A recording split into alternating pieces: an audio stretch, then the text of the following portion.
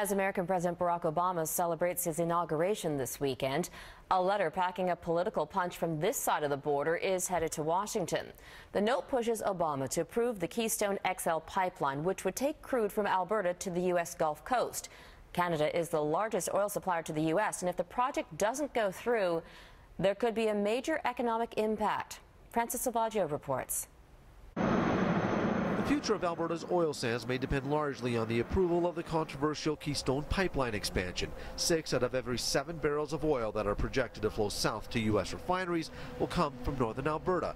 Yet it's the leader of Saskatchewan leading the way in the final push to convince the U.S. president to sign off on it. We have obviously some self-interest in Saskatchewan and Keystone who'd like to be helpful because it's important for Alberta.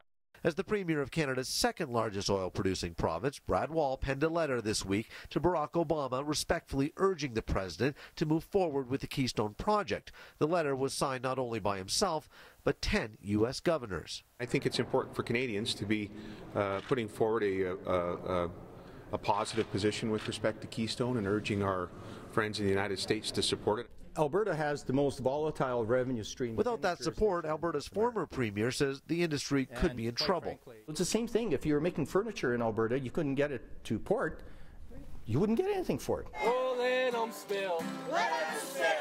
That's what pipeline opponents are hoping for. Less access to markets means less need to extract Alberta's controversial oil sands. We've been trying to get through to the White House that this piece of infrastructure, President Obama has the ability to keep essentially 1 million barrels of tar sands in the ground every day.